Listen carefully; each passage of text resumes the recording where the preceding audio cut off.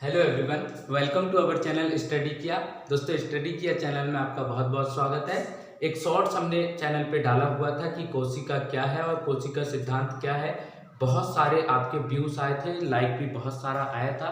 उसी को लेकर मैंने आज आपके लिए एक वीडियो लेके आया है जिसपे हम देखेंगे कि हमारे कोशिका क्या है, इसकी खोज किसने की और कब की, और कोशिका जो है वो कितने प्रकार की होती है।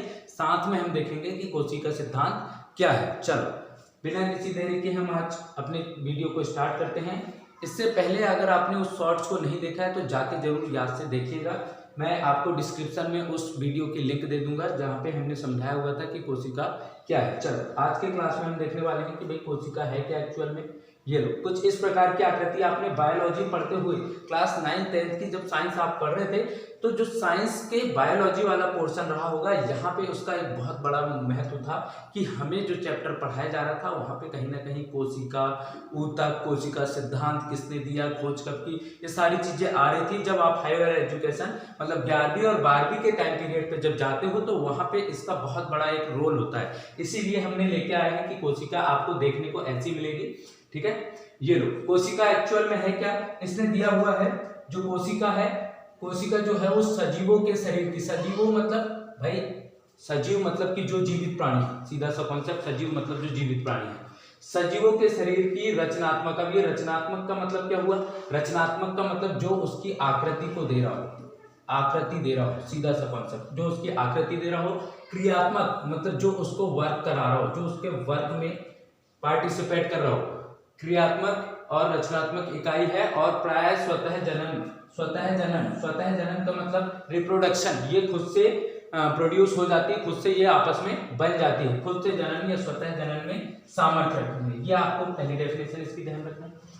यह विभिन्न पदार्थों का वह छोटे से छोटा संगठित रूप है। किसका, विभिन्न पदार्थों का। इसका मतलब क्या हुआ, विभिन्न पदार्थों का छोटा। अच्छा, विभिन्न पदार्थ मतलब क्या, जैसे प्लांट्स हमने लिया, कभी एनिमल्स लिया, तो हमने बोला कि मान लेते हैं एक हरा पौधा हमने लिया, हरे पौधे की एक पत्ती हमने ली, तो पत्ती जो है वो भी कोशिका से मिलकर बनी हुई है, अनंत कोशिका वहां पे मौजूद है। हम क्या बोल सकते हैं कि भाई विभिन्न पदार्थों के छोटे से छोटा संगठित रूप है जिसमें वे सभी क्रियाएं होती है। अब कौन कौन सी क्रियाएं होनी है, जिसमें वे सभी क्रियाएं होती हैं जिन्हें सामूहिक रूप से हम जीवन कहते हैं। मतलब कि जो कोशिका है वो भी एक जीवित प्राणी है और इस पर वो सारी क्रियाएं हो रही है जो कि एक जीवित प्राणी के अंदर हमारी होती होगी। चलो आगे देखो क्या है। ये देखिए कुछ एनिमेशन में आपको दिख रहा होगा, यहाँ पे सेल है, एक कोशिका है। कोशिका में यहाँ पे एक देखो, एक गुलाबी कलर से भाग है, उसके एक साइड में नीला, और ये कुछ कुछ घूम रहा है। ये सब कुछ आपको बताया जाएगा कि एक्चुअल में है क्या। अभी आगे देखते हैं। ये लो क्या है आगे, हमें दिखा है कोशिका शब्द जो है ना वह अंग्रेजी शब्द सेल से लिया गया है। ये लो, और लैटिन भाषा के शब्द सेलुला, भैया ये याद रखेंगे, लैटिन भाषा का शब्द था सेलुला, इससे लिया गया है। इस शब्द से लिया गया है जिसका अर्थ एक छोटा कमरा होता है, जिसका अर्थ एक छोटा कमरा है और उसके अंदर बहुत सारी चीजें हमारी रखी हुई है। ये लो, ये है हमारी कोशिका। इसको थोड़ा डार्क हम बनाएंगे। ये लो, यहां से जो आपको ये वाला पोर्शन दिख रहा है, ये जो आपको पोर्शन दिख रहा है, ये आपका कोशिका है और इसके अंदर में बहुत सारी चीजें रखी हुई है। अगर आपको थोड़ा सा समझ में आ रहा हो, देखो यहाँ पे एक भाग रखा हुआ है, इसे हम आगे चल के पढ़ेंगे, केंद्रक है। देखो यहाँ पे भी एक कुछ रखा हुआ है, ये देखो कुछ कुछ बना हुआ है, यहाँ पे ये कुछ बना हुआ है, ये देखो छोटे छोटे कुछ चीजें हैं, ये देखो, ये सब चीजें हम पढ़ेंगे कि इसका मतलब क्या है, क्या होती है, कैसे होती है, क्या वर्क होता है, सब कुछ हम देखेंगे आगे के कुछ वीडियोस में। ठीक है, चलो आगे हमें दिया है कुछ सजीव जैसे जीवाणु के शरीर एक ही कोशिका से बने होते हैं। मतलब कि जो आपके जीवाणु होते हैं उनके जो शरीर होते हैं वो एक ही कोशिका से, यहाँ पे सीधा सीधा वर्ड दे दिया है, एक ही कोशिका से बने होते हैं और उन्हें हम एक कोशिकीय जीव कहते हैं। भैया ये लो, ये आपको देखने को मिल रहा होगा, ये जो है आपका ये जीवाणु है जिसे आप बैक्टीरिया कहते होंगे। ये क्या हो रहा है, ये सिर्फ एक ही कोशिका से मिलकर बना हुआ है और हम इसे क्या कहते हैं, एक कोशिकीय जीव कहते हैं। वापस से देखो, जबकि पेन का कलर चेंज कर लेते हैं, जबकि कुछ सजीव जैसे मनुष्य, एक वर्ड आया है मनुष्य, ये देखो वहाँ पे सिंबल आपको दिख रहा होगा। मनुष्य का शरीर जो है, मनुष्य का जो शरीर है वो अनेक कोशिकाओं से मिलकर बना होता है और उन्हें बहुकोशिकीय, नाम याद रखेंगे, जो सिर्फ एक कोशिका से मिलकर बना हुआ है उसे एक कोशिकीय, और जो एक से अधिक कोशिका से मिलकर बना हुआ है उसे हम बहुकोशिकीय जीव कहते हैं। यहाँ तक की बातें समझ में आ रही। जो सिर्फ एक कोशिका से मिलकर बना हुआ है वो एक कोशिकीय, और जो एक से अधिक कोशिका से मिलकर बना हुआ है वो हमारा बहुकोशिकीय। देखो यहाँ पे बैक्टीरिया सिर्फ एक कोशिका से मिलकर बना हुआ है, इसे एक कोशिकीय कहता है। इंसेक्ट मतलब जो आपकी मक्खियां होती है, ह्यूमन बॉडी जो मानव शरीर है, और जो प्लांट बॉडी है, जो पौधा है, जो पेड़ है, वो भी हमारा बहुकोशिकीय जीव होता है। चलो आगे क्या है, ये लो, यूनिसेल्युलर और मल्टीसेल्युलर। यूनिसेल्युलर मतलब एक कोशिकीय, यूनिसेल्युलर मतलब एक कोशिकीय, एक कोशिकीय, और मल्टीसेल्युलर मतलब बहुकोशिकीय, मल्टीसेल्युलर मतलब बहुकोशिकीय। ये लो, यूनिसेल्युलर मतलब एक कोशिकीय, मल्टीसेल्युलर मतलब बहुकोशिकीय। ये देखो बैक्टीरिया जो है आपका यूनिसेल्युलर मतलब कि सिर्फ एक जीव, एक कोशिकीय है। पैरामीशियम एग्जाम्पल पूछा जाएगा आपके पेपर में, जो उदाहरण है वहां पे पूछा जाएगा कि बैक्टीरिया एक कोशिकीय जीव के उदाहरण दीजिए, बहुकोशिकीय जीव के उदाहरण दीजिए। वहां पे आप एग्जाम्पल दे सकते हैं। बैक्टीरिया जो है वो एक कोशिकीय जीव का उदाहरण है, जो पैरामीशियम है वो भी हमारा एक कोशिकीय जीव का उदाहरण है। यहाँ पे देखो अमीबा कुछ इस प्रकार से आपको देखने को मिल रहा होगा, जो अमीबा है वो भी हमारा एक कोशिकीय है। ये देखो नाम भी नहीं पढ़ते बनेगा, चाल्मोडोमोनास क्या है पता नहीं भैया, ये भी जो है ये भी हमारा एक कोशिकीय है। यहाँ पे देखा जाए बहुकोशिकीय, अभी हमने देखा मानव शरीर, मानव शरीर, इसके अलावा पेड़ पौधे, और हमने लिया था मधुमक्खियां, या जो भी मक्खी है हमारी, ये जो थी हमारी मक्खी, ये हमारी बहुकोशिकीय जीव थी। इसके अलावा आप ध्यान रखेंगे नाम ऑक्टोपस, और एक नाम याद रखेंगे पेट्रोमाइजोन, इनके नाम भी बिल्कुल एकदम खतरनाक, पेट्रोमाइजोन, ये जो है ये हमारे बहुकोशिकीय है। उम्मीद है कि आपको यहाँ तक एकदम समझ में आ रहा होगा जो चल रहा है आपकी क्लास में। आगे देखा जाए ये रहा अमीबा, ये रहा यूग्लिना। एक और एग्जांपल पूछा जाएगा, ये यूग्लिना का पूछा जाएगा, ठीक है। पैरामीशियम, ठीक है, अमीबा, यूग्लिना और पैरामीशियम, ये जो होते हैं ये एक कोशिकीय जीव होते हैं। ये देखो यहाँ पे लिखा हुआ है, ये जो है यूनिसेल्युलर मतलब एक कोशिकीय जीव है, इन्हें हम बोलते हैं एक कोशिकीय जीव। अमीबा, यूग्लिना और पैरामीशियम याद रखेंगे, अमीबा, यूग्लिना और पैरामीशियम। देखो यहाँ पे भी आपको दिख रहे होंगे कुछ कुछ। ये रही हमारी पैरामीशियम, ये क्या रहा भैया, ये रहा हमारा यूग्लिना, और अमीबा हमारे पास है। चलो आगे देखा जाए क्या है,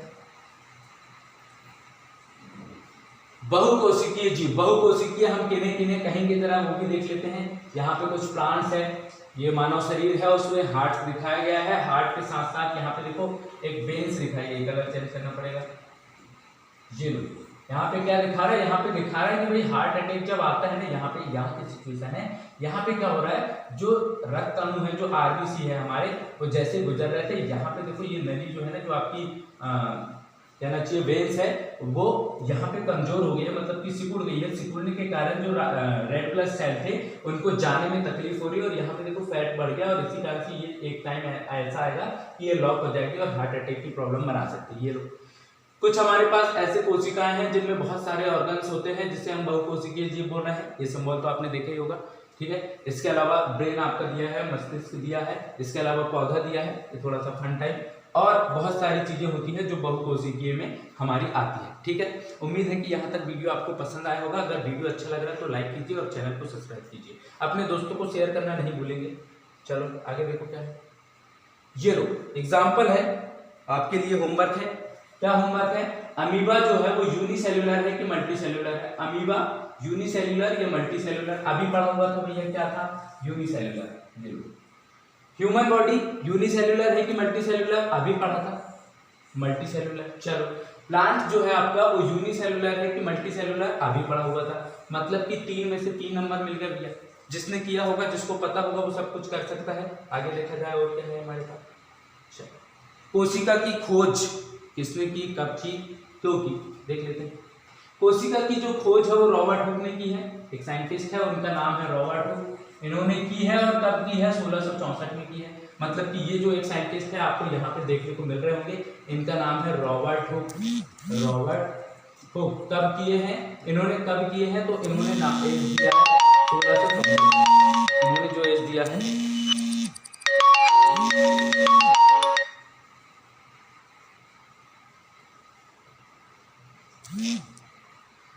जो एज उन्होंने दिया है वो दिया है आपको 1664 में इन्होंने कोशिका की खोज की है। इसके अलावा 1839 में स्लाइडेन तथा स्वान ने कोशिका सिद्धांत, ये लो भैया, इसको पूरा एक चैप्टर हम पढ़ेंगे।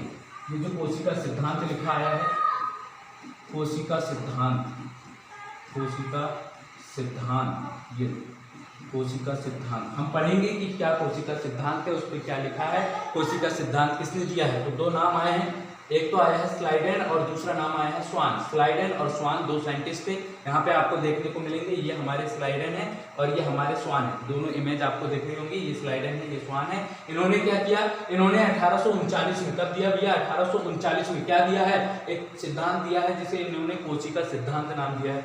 इसमें क्या लिखा हुआ है, इसके अनुसार कोशिका सिद्धांत में एक्चुअल में लिखा क्या है, कोशिका सिद्धांत के अनुसार,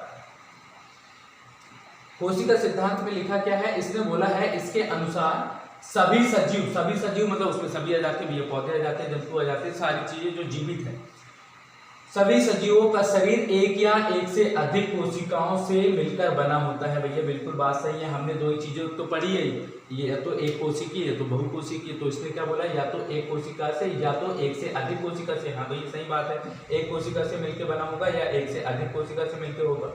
फिर आगे क्या बोला है, तथा सभी कोशिकाओं की उत्पत्ति पहले से उपस्थित कोशिकाओं से ही होती है। सीधा सा कॉन्सेप्ट आप ये मान के चलो, ये हमारा एक शरीर है, शरीर में बहुत सारे सेल हैं, बहुत सारे सेल हैं, तो कई सेल्स ऐसे होंगे जो खराब हो रहे होंगे, मतलब जिनकी डेथ हो रही होगी, जो नष्ट हो रहे होंगे, और कुछ सेल ऐसे होंगे जो उत्पन्न हो रहे होंगे, मतलब जिनका जन्म हो रहा होगा। तो ये कैसे बन रहे होंगे या कैसे नष्ट हो रहे होंगे, तो इसके अकॉर्डिंग मतलब कोशिका सिद्धांत में लिखा हुआ है, तथा सभी कोशिकाओं की उत्पत्ति पहले से उपस्थित मान लो ये नष्ट होने वाला होगा, तो ये एक नए कोशिका को जन्म दे देगा और उसके बाद ये नष्ट। ऐसा नहीं है कि सिर्फ एक ही कोशिका, एक से अधिक कोशिका हो सकती है। जब हम पढ़ेंगे कोशिका विभाजन तब हम पढ़ेंगे कि भाई कितनी कोशिकाएं कितनी कोशिकाओं को जन्म दे सकती हैं। कोशिकाओं की उत्पत्ति पहले से उपस्थित कोशिका से ही होती है, यह हमें कोशिका सिद्धांत में देखने को मिला है। आगे देख लेते हैं क्या है हमारे पास, जीरो साइटोलॉजी, वर्ड आपने सुना होगा और बहुत ज्यादा सुना होगा। साइटोलॉजी क्या है, कोशिका के अध्ययन को, कोशिका के अध्ययन, कोशिका विज्ञान, सीधा सा आप एक नाम का ध्यान रखेंगे, कोशिका विज्ञान को ही हम क्या कहते हैं, साइटोलॉजी। यहाँ पे क्या लिखा हुआ है, इससे लिखा है कोशिकाओं का विधिवत अध्ययन, कोशिका विज्ञान, जिसे आपने बोला है साइटोलॉजी, या कोशिका जैविकी, जिसे आप क्या बोलेंगे, सेल बायोलॉजी। मतलब जो साइटोलॉजी है, जो कोशिका विज्ञान है, उसी का दूसरा नाम आ सकता है आपको साइटोलॉजी, सेल बायोलॉजी, या फिर कोशिका जैविकी। आपको ये नाम पूछा जा सकता है कि कोशिका के अध्ययन को क्या कहते हैं, ठीक है। ये बस आज के वीडियो में इतना। अगले वीडियो में हम देखेंगे कोशिका सिद्धांत किसे कहते हैं। उम्मीद है कि यहाँ तक जो आपने पढ़ा है वो आपको बहुत अच्छे से समझ आया होगा। वीडियो अगर अच्छा लगा है तो लाइक कीजिए, चैनल को सब्सक्राइब कीजिए। मिलते हैं अगले वीडियो में अगले कॉन्सेप्ट के साथ, तब तक के लिए जय हिंद।